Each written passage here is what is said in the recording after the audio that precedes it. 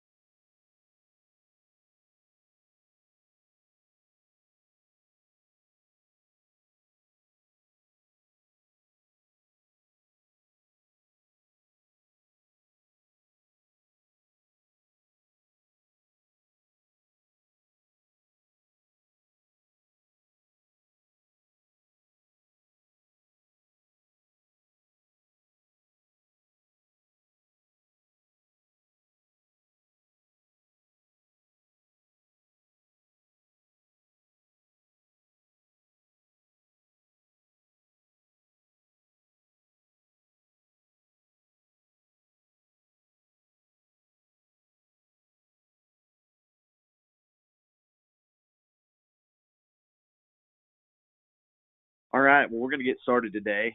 First off, I want to thank everybody for joining us this morning for our webinar on how to recruit new retailers to your community in this ever-changing retail environment. As we get started here, I just want to share a couple of housekeeping items with you. You should see on your screen right now the go-to webinar control panel. We're going to be recording this session. So after the webinar today, if you want to share it with maybe some board members or council members or another colleague, later this afternoon we'll be sending out a link to the recording and also a link to the slides. So don't worry about taking too many notes. We'll get a copy of this to you. Also, another housekeeping item. If you have any questions as we go along, also in the control panel, you'll see the question box. If you'll just submit your question through the question box, we'll try to get to all of those before the end of the day, or before the end of the webinar today. So we're gonna jump into this. My name is Aaron Farmer. I'm president of the Retail Coach. Been with the Retail Coach now for about 13 years. I've also got Kelly Kofer joining me this morning. I'll be leading the webinar. Kelly's going to add some commentary as we go. But Kelly, I want to thank you for joining us today. Oh, thank you, Aaron. Look forward to it. So just real quick, a little bit about the Retail Coach for those of you that are new to our firm. We help communities recruit retail and development, retailers and developers. And we've got about 17 plus years of experience. We've helped roughly 450 communities in the last 17 plus years, and we worked in over 30 states. So our background is in knowing retail. We've got to know what those new trends are. We've got to know what retailers, what developers look for when deciding to locate in your community. And that's really what we're going to talk about today, is two things. Number one, what are those trends that are currently impacting retail? What does that look like as we finish up 2019 and head into 2020? And then we're going to talk about some of those retail recruitment strategies. What can you be doing as a community to get some of this new retail, to get some of this new development happening there? So we're just going to jump into this. Like I said, we've had a couple join us a little bit late here. So if you have any questions as we go about, just submit those in the control panel box, and we'll get to those as quick as we can. So there's no question that the retail industry is changing.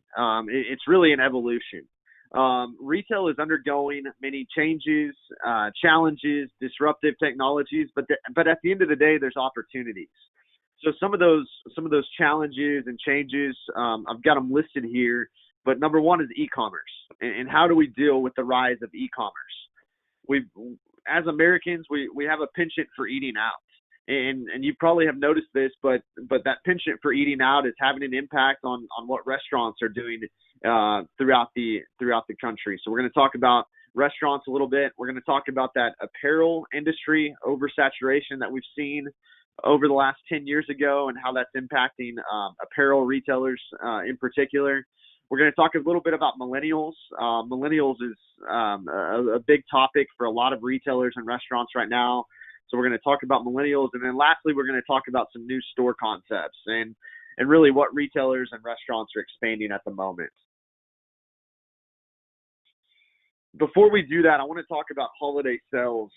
We typically do a webinar in October and November every year talking about what to expect this holiday season from a retail sales standpoint. And the good news is we're expecting an increase. We've seen an increase for the last couple of years, but we're expecting an increase again this year. So for 2019, the holiday sales are expected to increase by about 3.8 to 4.2%, and that's over 2018. So we're continuing to see a strong holiday retail sales market. The National Retail Federation is who we go to for a lot of our numbers, and they're projecting that to be again up 3.8 to 4.2%. So it'll be interesting to see. Again, with the rise of e-commerce and how that impacts things, what's Black Friday going to look like? What's Cyber Monday going to look like? But everything we've seen point to strong holiday sales this season, and retailers and restaurants need it. This is when they tend to go into that profit time of the year, the last month and a half of the year. So good news coming out of the National Retail Federation. So I mentioned this already, but we've got really five main factors that are impacting retail as we know it today. I've heard people refer to it as the retail apocalypse. I've heard it called a number of different names, but to be honest with you, it's not a retail apocalypse. Retailers are changing. Retailers are expanding. We're losing some of those retailers that kind of have been on the brink of disaster for a number of years. But one of the big players, or really the biggest player in this changing of the retail industry, is the e-commerce world. And it's no surprise with e-commerce retailers like Amazon being the biggest. They're really changing this retail landscape, and brick and mortar retailers are having to compete with this. They're having to change the way they do things. But what we're seeing right now is a lot of these national brands really scrambling to counter what Amazon does. They're investing millions of dollars into their e-commerce platforms. You've seen Walmart do that. You've seen Target do that. You've seen a lot of the smaller retailers and restaurants do that. One thing I noticed today, I live just outside of Austin, and I noticed today as I was dropping my kids off at school, we're starting to see the Amazon trucks. So they've come up with their own line of trucks, their own line of vans where they're actually doing their own delivery. And just in the town that I live in, I see probably 3 to 5 Amazon delivery trucks a day. And again, these retailers and these restaurants they're trying to figure out, how do we compete with grocery stores is another example. How do we compete with the e-commerce players like Amazon? Hey, one Aaron, thing that can I interject? Aaron, can I interject a comment right quick? Sure. One of the things that Walmart is doing, and many of you may have heard this and may be participating, is that in 2019 they kicked off a membership club to where for $98 a year you can get unlimited deliveries to your home as far as grocery stores. Their grocery stores, and that is something that they are doing certainly in direct competition with Amazon. And they're testing out some new models to where they just don't take it to the curb, they deliver it to the curb. That they also are going to be looking at models to where they take it inside the house and actually put it in to your refrigerator or your pantry, which is quite incredible to think about. But Walmart for sure is one that's drawn a line in the sand and just said, enough is enough, Amazon, we're coming after you. So they're going to see, I think in 1,500 stores, they're doing this membership club. We want to see how that works. But for $98 a year, you get unlimited delivery. Absolutely. We're seeing that across the field, with grocery stores also, so I'm here in Texas, but HEB, you're seeing Kroger do this with Instacart and some others, where in order to compete with Amazon, they're coming up with some of these membership processes. They're coming up with these new kind of delivery features or pickup features to be able to compete with Amazon. So looking at e-commerce sales, the graph on the screen here, the gray that you'll see on the screen is in-store retail sales, and then blue is the e-commerce sales. And what I wanted to just kind of point out here, as it shows here on this graph, brick and mortar still lead and will continue to lead, and I think forever lead retail. Brick and mortar retail is not going away. The blue, you are seeing an increase in e-commerce sales, but I listen to a lot of economists talk on a regular basis, and one of them said, think about this as it relates to e-commerce sales. We're not going to see a double-digit increase forever. At some level, at some time in the future, we're going to see that these e-commerce sales start to level out. And looking at this graph here, if you look at the blue on the screen, we're starting to see e-commerce sales level out. We're not there; they are still growing at a double-digit rate. But at the same time, they're starting to level off. So I think that bodes well as we look at brick and mortar retail new development in the near future here. Mentioned this already, but Amazon remains the dominant leader in online sales. They're really impacting all of the different retail categories and concepts. But department stores, the enclosed malls, the local retailers, they're the ones that seem to be the most impacted. Just from July of 18 to August of 2019, e-commerce is up roughly 16%. But in that same time, department store sales decreased by about 5%. So you can see where that impact is, what that's impacting, how online sales are impacting these brick and mortar sales. But what we're seeing is a lot of these developers and really municipalities, communities, they're having to relook, and they're having to rethink what that retail future looks like, especially as it relates to the aging malls. We're starting to see, new uses for some of these aging malls. One of the newer uses that we're seeing on a regular basis is turning them into more entertainment type venues, whether it's a trampoline park, whether it's a movie theater coming in. That's what we're starting to see. There's very few larger retailers out there right now that are doing deals that you can fill these large mall spaces with. So a lot of times we're seeing it could be a mall space that has a Sears. We're seeing that Sears space that's gone empty now. We're seeing them break that into 2 or 3 different retailers. So don't focus your efforts only on very large retailers. It could to backfill some of this space. It could be where you split that space into 2 or 3 different spaces to make it work. But all of this is part of that omni-channel kind of retail process.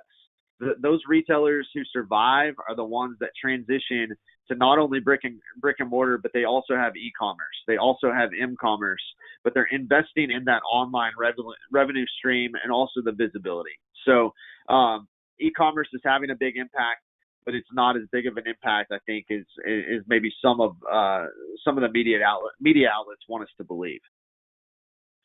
So as we shift from e-commerce, I want to take a look at millennials. I mentioned this in the beginning, but millennials are having a big impact on what retailers and what restaurants, especially national retailers and restaurants, what they're doing, kind of what their stores look like, what their expansion plans look like. So we're going to take a quick look at millennials. Millennials are having and will continue to have a huge impact on this evolution of retail. By 2020, we're expecting their projected spending. So just by next year, they're projecting spending is going to be about $1.4 trillion. And just to give you a little bit of background on millennials, they make up about 25% of the total population. 88% of those millennials live in metro areas. However, they're frugal. They are spending money, but they're cautious about spending that money. Thought this was interesting, but 94% of millennials are using coupons. So that's something to pay attention to. In today's day and age, it's just as easy as pulling up a coupon on your phone and being able to show that to the cashier. They're really taking advantage of that.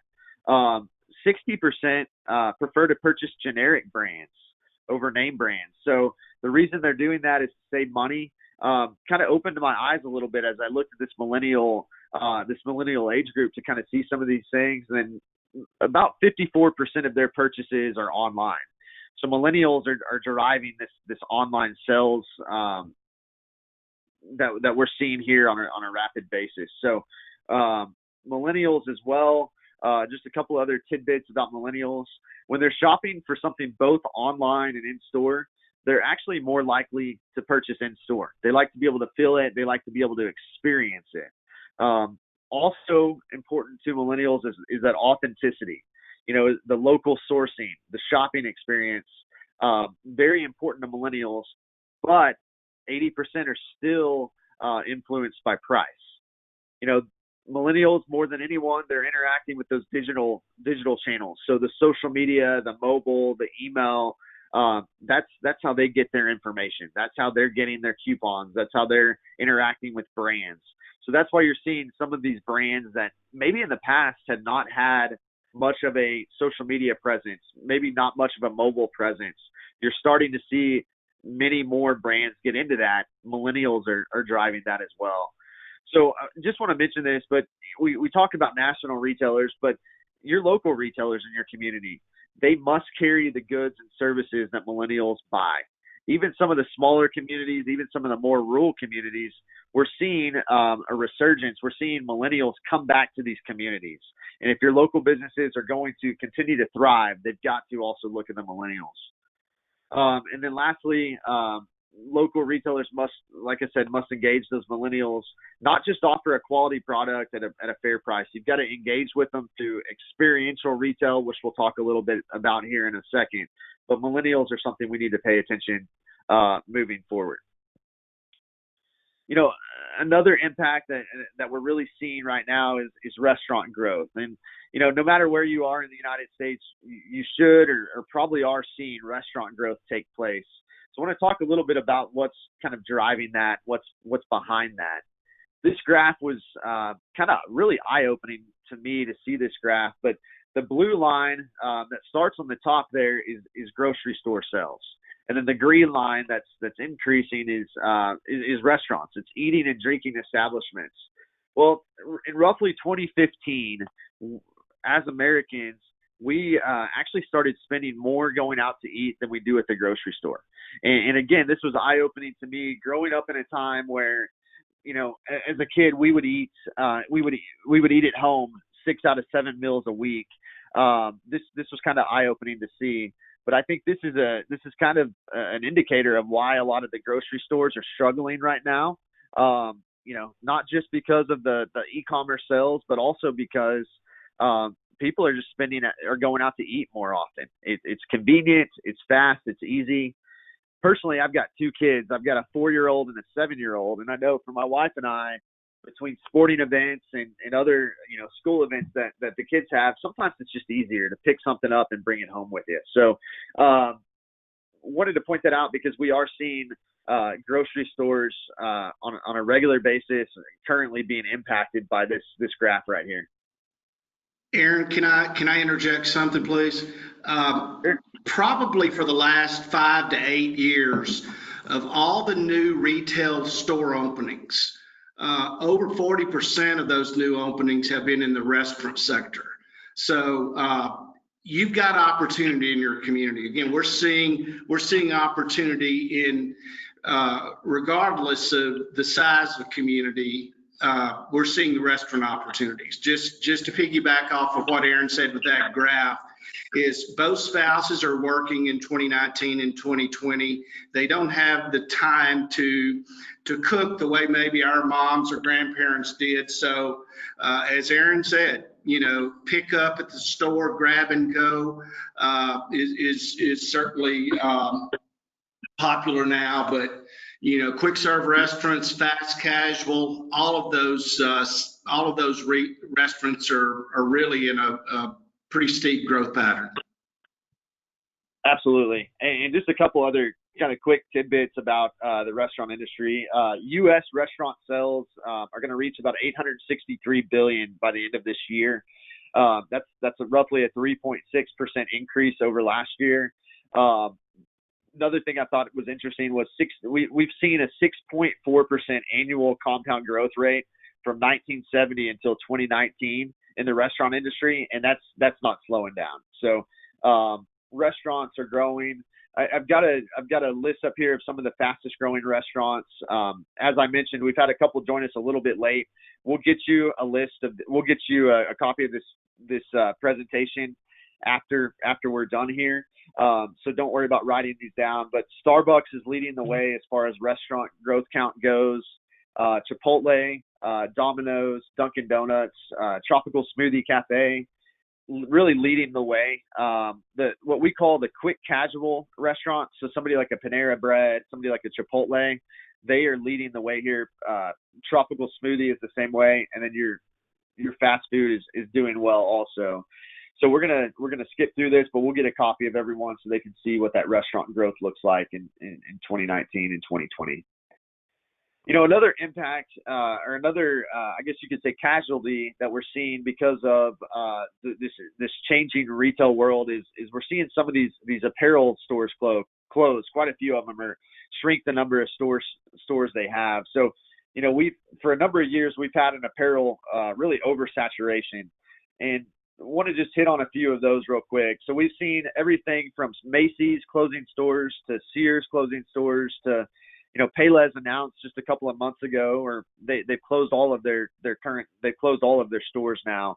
But we're seeing a lot of apparel store closures, and I think we're going to continue to see that probably over the next 6 months or so.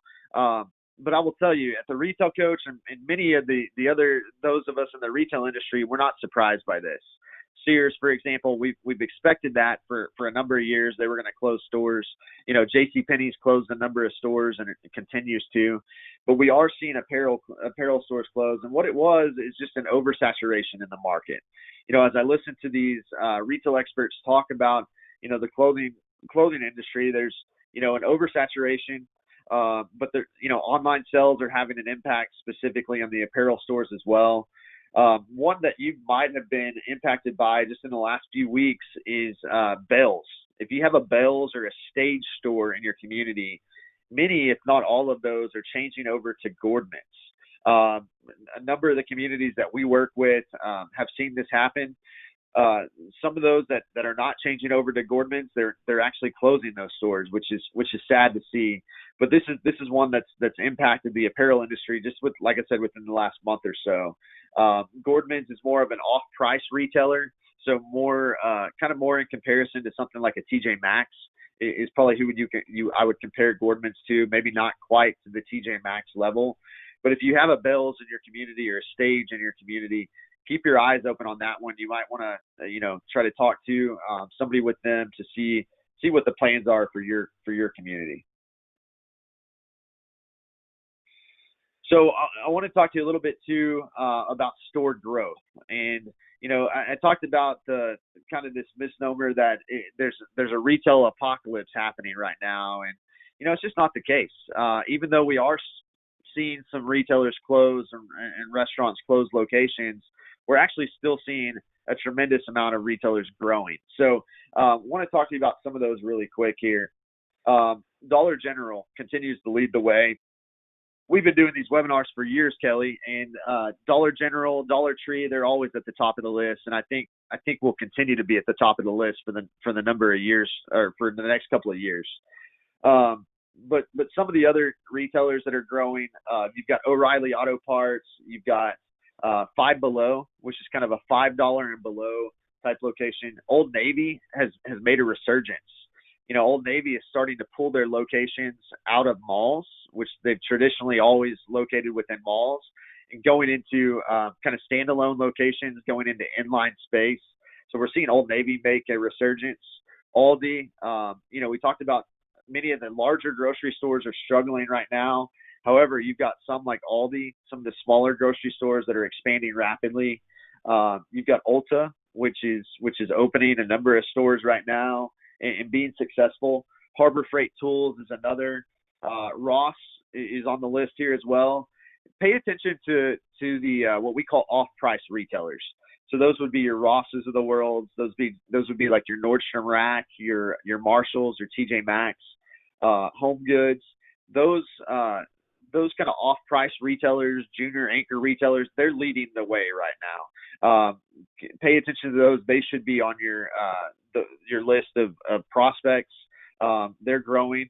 We've actually recently seen Marshalls. So TJX is the parent corporation of Marshalls, but we've actually seen Marshalls start opening up in some smaller communities. So they're doing a little bit smaller of a location, roughly 14 to 15,000 square feet. And they're going into communities of less than 20,000 in population. So keep that in mind as even you as smaller, more rural communities, there might be an opportunity for some of these retailers as they shrink the size of their stores.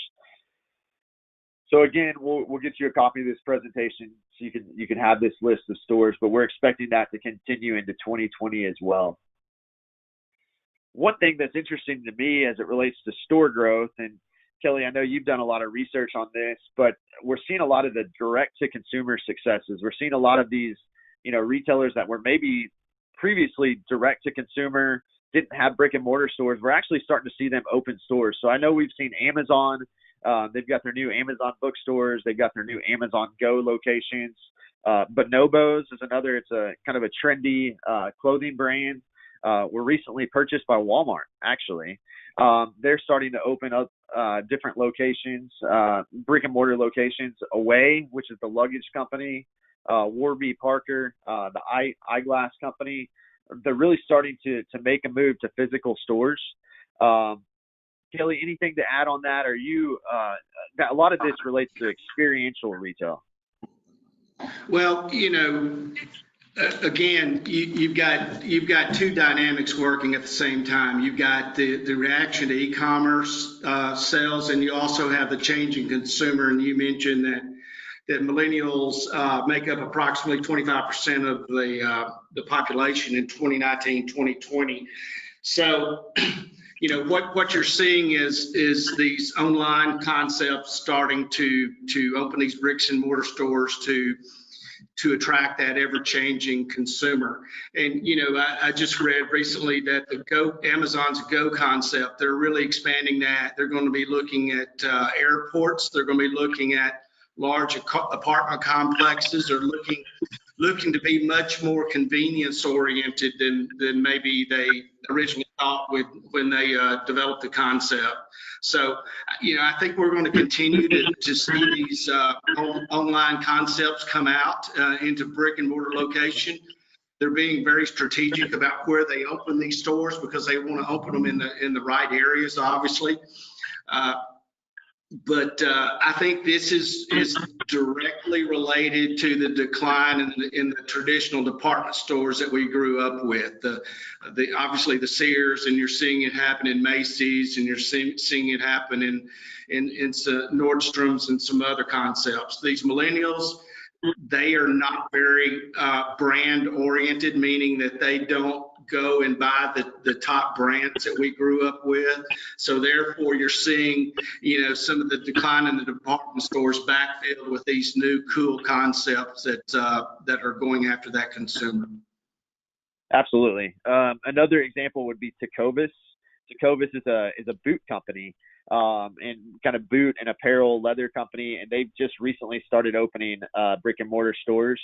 Just to kind of add to this, Casper, which is the mattress brand, you're starting to see them do pop-up shops within Target stores, for example, and other locations. So kind of keep that in mind. A lot of these department stores are trying to really partner with some of these different concepts to stay relevant, to the millennials and others. But these online retailers that are now opening brick and mortar stores, we're expecting about 850 stores, new stores from them over the next 5 years. So, definitely something you want to pay attention to. So lastly, as we kind of wrap up the trends portion of this, I want to talk to you just briefly about experiential retail. Experiential retail is one of the fastest growing trends out there. I'm assuming many of us that are on this webinar have heard this term before, but experiential retail is something that we need to pay attention to as well. I thought this was a great kind of quote from the chief marketing officer at Simon, but he said, shopping in a physical store should be a fun, social, and rewarding experience that can't be replicated online. And that's what today's consumers are looking for. They're looking for something that's fun. They're looking for something that's social, and it's a rewarding experience. So you're seeing this happen not just with national retailers, but also local retailers really trying to take on this experiential retail kind of new phenomenon we're seeing. A couple of just examples here that are doing really well with this. If you're familiar with Patagonia it's obviously a clothing brand. They're holding yoga classes within their stores. They're holding in-store discussions on the environment. They're doing sewing workshops. I'll give you a good example. I was in Chicago in September for a municipal league presentation and had a little bit of time to kill. So I went to the Patagonia store that's right there just off of the Magnificent Mile, and they were having a protest, an environmental protest. And I will tell you that it was busy. There was a lot of people there protesting, but there, whether you're, for or against some of the different things that they go for, they were bringing people into their stores. They were creating an experience. So there's something to pay attention to. Lululemon does the same thing. They're actually holding, workout classes at their locations. Whole Foods is now that they've been purchased by Amazon a couple of years ago, they're starting to get in on this. And then Nike's doing the same thing. So Nike is starting to come up with some new locations where you can. A lot of their locations will have a track, or they'll have a small running area where you can try on the shoes and try them out.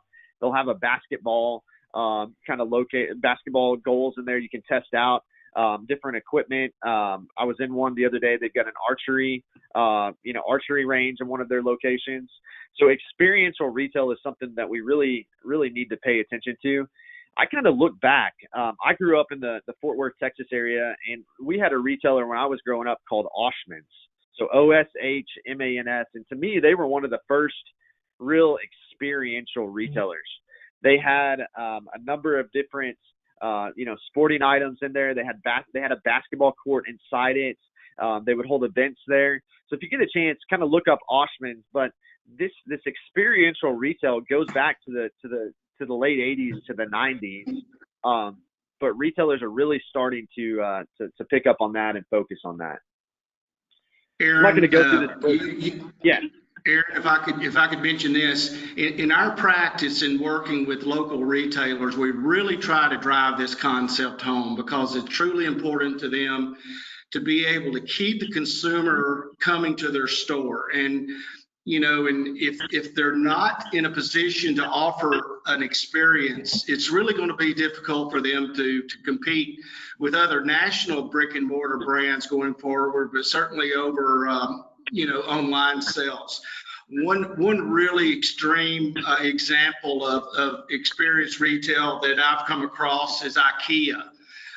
They are offering in certain locations, they are offering overnight sleepovers to where the consumer can test mattresses, they can test pillows. They have experts in the field that come there and tell them, how to buy a mattress, what they need to look for in buying pillows. So that is really maybe an extreme example, but obviously it works. So these local retailers need to fully understand the importance of creating the experience in their stores. Absolutely. And to me, that IKEA example is weird, but it's working for them. I read an article about that as well, Kelly, and it's working, and people are actually doing it. They're actually trying it out. So it's really interesting to see really how all of that is working. And it'll be interesting to see what some of this new experiential retail these brands come out with in the next couple of years. Just to wrap up the experiential retail section, we partner a lot with JLL on different things, and this is coming from JLL, their actual research department. But they actually scored different retailers based on how good they are at experiential retail. So I'm not going to go through this, but I wanted to share that with you. Apple, as you can imagine, was at the top of the list. Victoria's Secret actually was number 2. Ulta was number 3. So you can kind of see that and kind of go through that list as you look into experiential retail a little bit more. But what we really want to talk to you about today as well is really recruiting retailers. And how do you do that? With all these changes that are taking place in the retail industry, how do you keep up? How do you get in front of these retailers, but how do you get in front of the developers as well? So we'll jump into this section, and I'll just say it again. If you have any questions as we go along, there's a question box in the control panel. Feel free to ask those, and we'll get to them at the end. What we're seeing right now, and I think it's important to look at, you've got to kind of look at retail recruitment through the eyes of a retailer. What are retailers looking for? They all have a customer profile. Chipotle, for example, they know what they look for in a community. They know what size trade area they need. But do you know that? Do you, as a municipality or as an economic development professional, do you know what they're looking for? Are you just kind of throwing darts, and hoping something sticks? Or are you really putting a focused recruitment strategy together? And I'd really stress to you that you need to have a focused recruitment strategy really based on facts, based on what they look for. So we've got just kind of a little bit of detail on Chipotle here, but each retailer fully understands what their trade area population needs to be. Do they need a trade area population of 100,000 or is it only 50,000? They know what their demographics need to look like. They know what their psychographics need to look like. Do you know that? Do you know what the demographics of your trade area are? And then they know what they need in a real estate site. They know what they can pay for a real estate site. They know what their what they need from a size standpoint. Do you know that? If you're going after these retailers, make sure you've got this information ready to go. just to kind of piggyback on that a little bit, really research and target the retailers that fit your community, that are appropriate. I've got some good examples here. I've got Zaxby's, I've got Dunkin' Donuts, I've got Firehouse Subs. They all look for something a little bit different, but sometimes they look for similar things. For example, Dunkin' Donuts and Zaxby's, they're both looking for about 20,000, and that's an average daily traffic count. So 20,000 plus average daily traffic count. Zaxby's looks for about 30,000 plus in a trade area, while Dunkin' Donuts looks for about an 11-mile population of 70,000. Firehouse, they look for a 3-mile total population. So keep that in mind. They all look for something a little bit different, but you do have some similarities there. And then take the time to do the research first. Don't just start calling on retailers and restaurants. Don't waste their time. Don't waste your time either. They might not be a fit for your community right now, but they could be 5 years down the road. Aaron, a thought as we work into these last slides is that retail site selection has evolved from an art to a science. When I got into the business in 1985, site selection revolved a lot around driving into a market, looking at a number of the quality of life type characteristics, looking at other retailers in the market, and then really coming up with a gut feel, if you will, of do we think we need to be here? Well, it has now evolved from an art to a science. With some of these things that Aaron has mentioned, all of these things are put into an operational model that each retailer has, and it ultimately is going to give them a projection of what their annual sales would be. And based on that, they make a decision to locate there or not to locate there. So as we work through these final slides, start keeping in mind that it has become a science, site selection. And it will continue to do that because what the retailers are trying to do is remove as much risk as possible when they make these new location decisions. Absolutely. Kelly, I had a conversation with a site selector. He'd been with a retailer for about 30 years. And kind of just to piggyback on what you said, he said, we used to make decisions on a gut feel. We had a gut feel that this would be a good site and we go for it. And he said nowadays, if he went with that gut feel on sites, he'd be fired.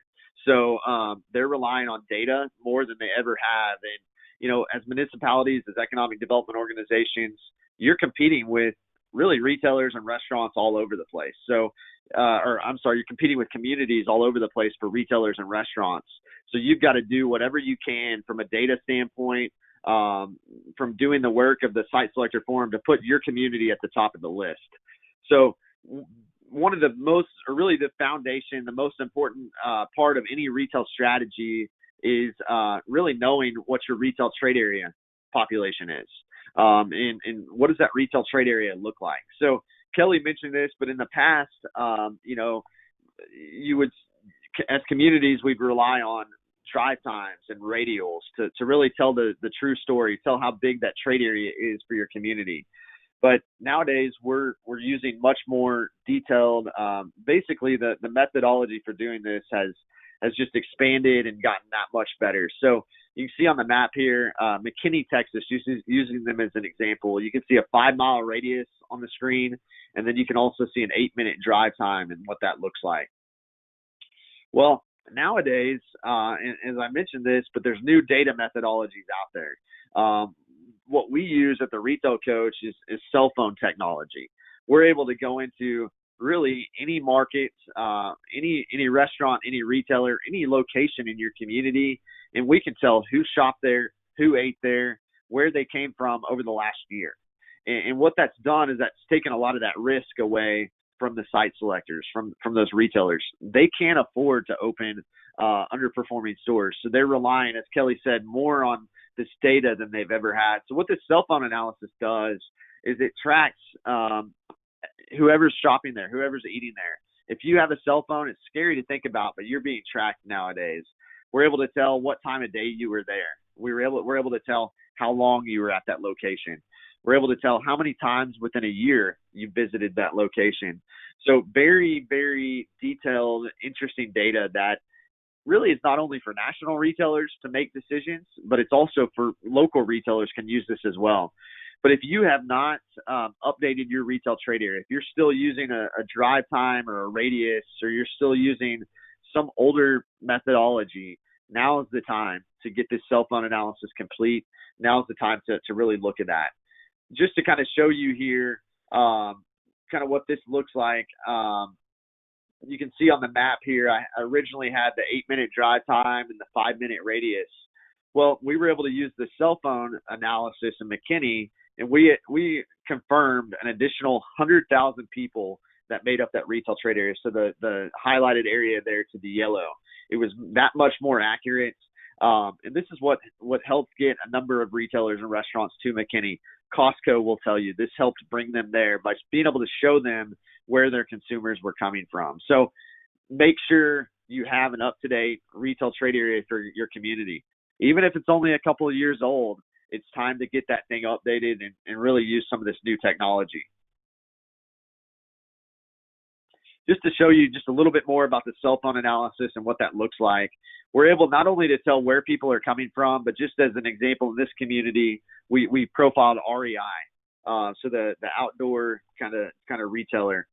We're able to tell that within 12 months, 147,000 people visited that store. But we're able to tell that those 147,000 people made 440,000 visits. So you can understand from a retailer's point of view, having access to this type of data, being able to really model how many people they'll have in their store is very, very important data. You're able to look at the number of visits they made and when those visits took place. So you can kind of see, this is a 12-month calendar here, and you can see what the busiest days were, what the least busiest days were. So very important data to have there. You can tell how long they stayed, but important information to have there. And then also on top of that trade area, it's incredibly important to continue to look at and utilize the gap analysis. So at the Retail Coach, we've used the gap analysis or leakage analysis, the proprietary model that we've used almost 19 years now. And it's trusted in the industry. But at the end of the day, what you want to do is be able to go to these retailers and restaurants and be able to show them that there's an opportunity. There's potential in your community. So as an example on the screen here, this is in one of our client communities of Lakeport, California. We've been able to identify sporting goods, for example. There's a leakage in sporting goods of about $5.9 million. So basically people are leaving the Lakeport trade area to spend money outside at another sporting goods retailer down the road. So what we're doing and currently working on is recruiting a sporting goods store to Lakeport. So the gap analysis, it'll show you, are there leakages or are there surpluses in certain different retail categories, and gives you, again, more data to take to these retailers, these restaurants, and these developers to say, look, you need to open a store in our community. One thing I want to emphasize today is really the importance of not only having the data ready to go, but also knowing what sites are available in your community. So when I talk about sites, we're talking about it could be existing space. So it could be a shopping center that has 5,000 square feet. It could be a greenfield site. So it could be a 2-acre pad site that might be primed for a restaurant, or it could be a redevelopment opportunity. It could be maybe it's a shopping center that's seen its better days that needs to get needs to be enhanced, needs to have some redevelopment take place. So as you kind of look at this and as you look at your recruitment strategy, really work on building a database of sites. You know, depending on who the retailer is, they look for different sites. But Kelly, if you would share just a little bit what kind of goes through a site selector's mind as they drive through a community looking for sites. Well, first of all, in 2019 and 2020, they're looking for the sure thing. They're using some of these data methodologies that you mentioned in making certain that if they were located in your community, it's the sure thing, that they're going to come there and they're going to be successful. No longer are they projecting out that if we locate here in 2 or 3 years, the growth will happen and based on trends, and we will be successful. They're looking for the sure thing. Real estate sites, having the appropriate site that meets their criteria is absolutely key.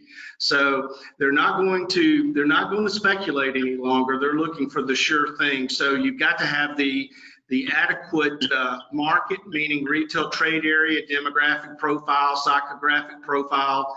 There needs to be a market demand, meaning a gap in their sectors. And everything has to come together. So it's more difficult. As I mentioned earlier, it has become a science.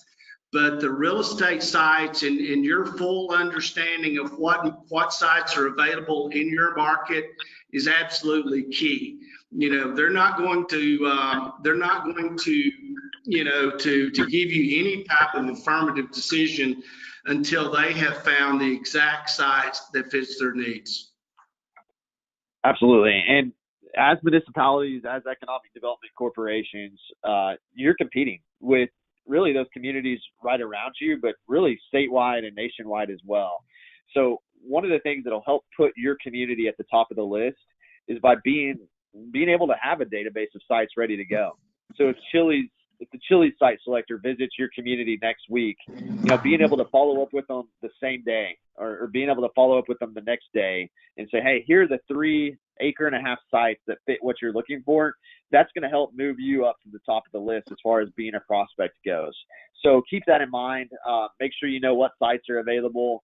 That's one of the things we do for our clients all the time is identify these sites. We identify what are the opportunities, and then we'll put together what we call site profiles. You want to have some kind of marketing piece on these sites. Instead of just saying, hey, here's a good site, here's the address. If you can have a site profile put together that has that information, that's another thing that's going to help move you to the top of the list with a lot of these prospects. I mentioned this already, so I won't spend much time on it, but identify and target the appropriate retailers for recruitment. So make sure you fit their criteria. We talked at the beginning of this section about they've got certain criteria you have to meet. Make sure you meet those. I thought this was funny, but are you a Bloomingdale's community or are you a Bloomingdale's community? And kind of keep that in mind as you go forward in your recruitment process.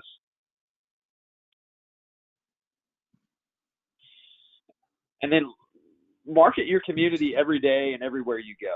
So chances are that right now you've probably got someone, a prospect, whether it's retail, industry, manufacturing, whatever it is, you probably have a prospect looking at your economic development website right now. So kind of think with me, if you will, do you have the information on your website that they're looking for? Do you have that trade area population? Do you have those sites available? Do you have the demographics available? Chances are, again, they're looking at your website. And a lot of times that's another way you compete with communities as well, is including that data on your website. I hate to say it, but a lot of these site selectors, a lot of these brokers like to go where the deals are the quickest and the easiest. So if they're having to, search for the information, that's going to move your community down on the list as far as being a prospect goes. So keep that in mind, and then have your information ready to go. We encourage, having an iPad application. We put iPad applications, these specific retail sites together for our clients so that you can take it with you as you go. So that if you're at a conference, if you're, at a business meeting or at a lunch meeting with a retailer, you can pull all of this information up and then email it to them right away. So make sure it's up to date. Wanted to emphasize that as well. A lot of communities that we work with when we start working with them, they've got 2010 census data on their websites or 2015 data. You've got to have 2019 data ready to go, again, if you're wanting to compete in this industry. Kind of goes along with being seen and being visible to these retailers and developers. Want to mention to you the International Council of Shopping Centers. These are the International Council of Shopping Centers, if you're not a member, I'd recommend you become a member. As an economic development organization or as a municipality, you can become a member of the ICSC for about $100 is I think what it is. And what that does is that gets you cheaper rates into their different trade shows, their events they do throughout the year, throughout the country. But they also provide good information on, who's expanding, what does the retail industry look like. So if you're not a member of ICSC, I'd recommend you look into that. If you have questions on that, you can reach out to me afterwards.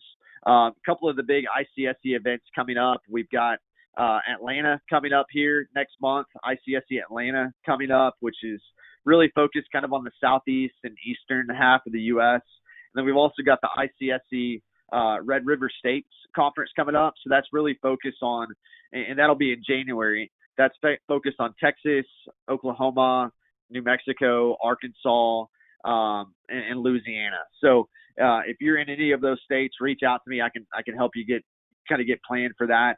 And then one other I want to mention is another organization, but it's called Retail Live.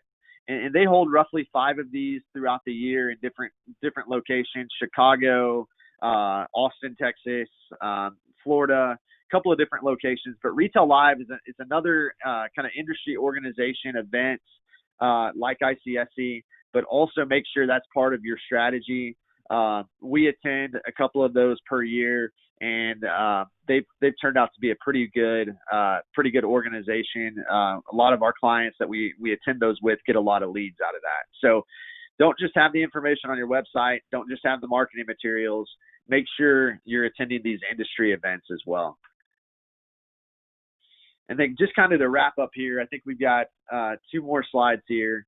But just to wrap up, want to emphasize not to forget about your local businesses. Incredibly important to not only focus on national retailer and restaurant recruitment, but focus on your local businesses as well. Downtowns are the pulse of the community, and it's very important that you're focusing on them.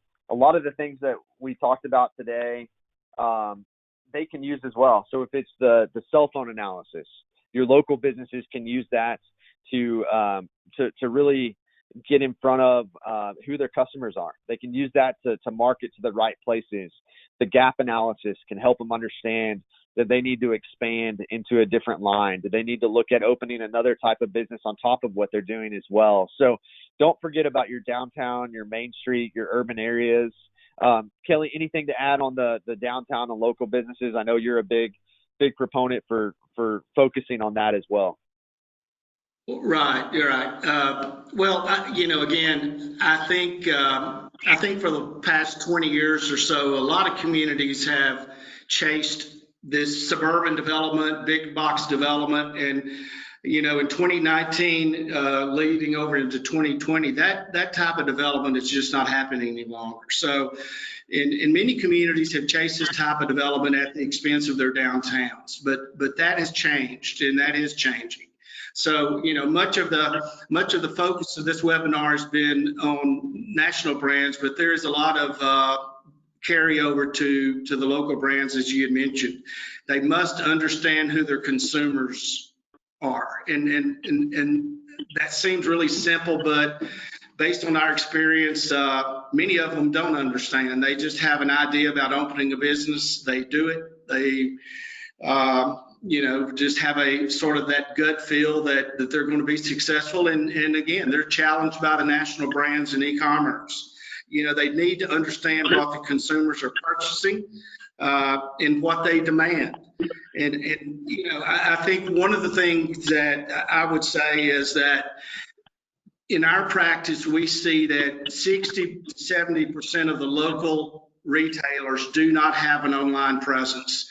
And if they don't have an online presence going forward, it's going to be difficult, if not impossible, for them to survive. So we are really coaching them on, start small with an online presence, but you better start, because it is imperative that you are able to reach a consumer base outside of just your city limits. So they really need the attention, they need the education, and it's really an opportunity in your community, I believe, that if you give them the attention, that they can offer that balance between independent local businesses and national brands, and that's what you need to strive for. Absolutely. Well, we're gonna jump into this questions section now. If you have any questions or you want to email us afterwards, I've got my contact info on the screen here. If that's my cell number, and if you want to just send us an email with any questions or how we might be able to help, that's the way you do that. So a couple of questions have come in, so I'll just kind of read through those real quick. The first question is, we're interested in the cell phone analysis. If we get the retail coach to do that for us, how quickly can you have that? Do we have to wait a year to get the data? And the answer is no to that. We've got, on any location in your community, we've got 12 months of data already. So going back from today, October 30th, back to October 30th of last year, we have that. So no, you do not have to wait a year to get that data. It's been captured already by these cell phone companies, so that's available to us. And turnaround time on those are just pretty quickly to get those things knocked out. So that was one question. Just looking through the list here real quick. Another question: is it too late to get ready for ICSC Atlanta or ICSC Red River states? Kelly, I'll let you help with this answer if you'd like, but no, I think we've got time. If you needed help with determining that trade area, putting marketing materials together, I think you have time to get those put together. One thing you do want to do for these ICSC events is set up meetings ahead of time with potential prospects. So you're less than a month out of the Atlanta conference, but you're about 3 months out of the Fort Worth or the Red River States conference. So you've got time to do that, but you need to jump on that quickly. Kelly, would you agree that it's really only worth going to those conferences if you attempt to set meetings up ahead of time? Absolutely. You know, I personally have been going to the ICSC Las Vegas conference since roughly the mid '80s, and it has evolved so to where retail is now considered economic development. That's why we have over 100 participants today in our webinar. So in order to get a retailer or a restaurant's or a developer's undivided attention, you really need to set the meetings up well in advance of the conference. If Atlanta is in a month, you need to be doing that today. And certainly I think 60 days out of the Red River Conference is appropriate, but absolutely don't walk around expecting somebody to have 5 minutes for you. Go ahead, do your planning in advance, and it will pay off. Absolutely. Kelly, we've got a question on fulfillment centers. Question is, with the rise of e-commerce, we're seeing a number of new fulfillment centers come in throughout the country. Our fulfillment centers, should that be part of our retail strategy? Do you have anything to add to that, or any thoughts on that? Yeah, we've seen that in a number of the markets that we're working in. One in particular, a really affluent market outside of Seattle. Very affluent and very well located property. It's actually a closed Sam's Club. And what you need to ask yourself is that the highest and best use of that real estate? There's typically a zoning change that would need to take place, and you don't want to do that if you have a really well located piece of real estate in a really hot area. You don't want a fulfillment center there. You'd rather have a retailer that's bringing in consumers from the outside. Conversely, if you have a closed Sam's Club as an example, and it's been dark for a period of time, absolutely, I think that needs to be part of your strategy. It all depends on location. It all depends on the marketability of the building. Awesome. Well, I think that's it for the questions. If you have any other questions or thoughts as the day goes along or into next week, you can see my contact info on the screen there. We want to thank everybody for joining us today. Kelly, thanks for joining me on this webinar. We'll get a copy of the slides as well as the recording out a little bit later today. So if you want to share that with any council members or board members or any colleagues, feel free to do that. And again, have a great rest of the day, and thanks for joining us today.